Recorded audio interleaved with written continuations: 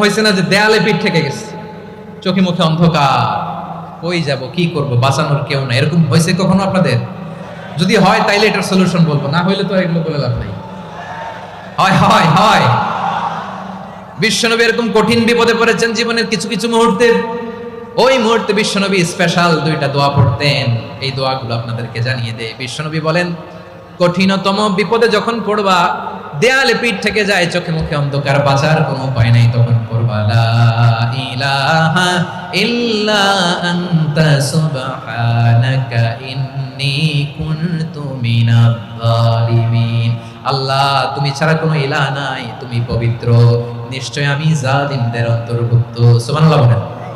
এই দোয়া সাইয়েদনা ইউনূস আলাইহিস সালাম পড়েছিলেন যখন মাছের পেটে ছিলেন। কিসের পেটে?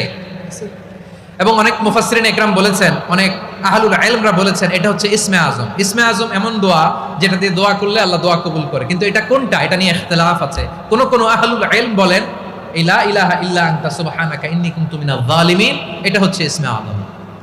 সাইয়েদনা ইউনূস আলাইহিস সালাম পড়েছেন, আপনারা পড়েননি?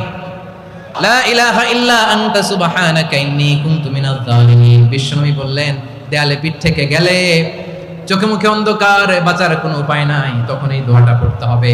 এই দোয়া পড়ে আল্লাহর কাছে ফরিয়াদ করলে বিপদ মুক্ত করবেন কে? একদল আছে হাই হুতাশ করে, হায় আল্লাহ রে, মোর কি হইল রে, মুই কি হর মুরে, মুই কমবে জামুরে, আছে না নাই? এরকম বিলাপ করতে নিষেধ করেছেন বিশ্বনবী। কি করব, কই যাব, কি হবে, হায় হায়, এরকম হাহুতাশ আছে না নাই? এবার আমরা দেখি বিষ্ণু ইসা ইসলামের জীবনে বিপদ আপদ ছিল কিনা।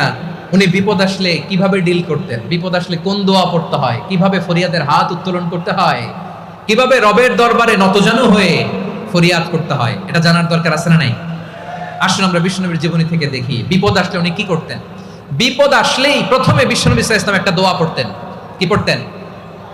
তিনি পড়তেন, ইন্না লিল্লাহি ওয়া ইন্না ইলাইহি রাজিউন। নিশ্চয় আমরা আল্লাহর জন্য, নিশ্চয় আমরা কার দিকে ফিরবো ভাই? আবার কার দিকে ফিরবো? আওয়াজ করে বলুন তো, আমরা এসেছি কার কাছ থেকে, আবারও ফিরে যাব কার কাছে? এজন্য বিশ্বনবী পড়তেন, ইন্না লিল্লাহি ওয়া ইন্না ইলাইহি রাজিউন। নিশ্চয় আল্লাহর জন্য, ওই আল্লাহর দিকেই আমরা ফিরে যাব। তারপরে বিশ্বনবী পড়তেন, আল্লাহুম্মা আজুরনি ফি মুসিবাতি ওয়াখলুফ লি খায়রাম মিনহা।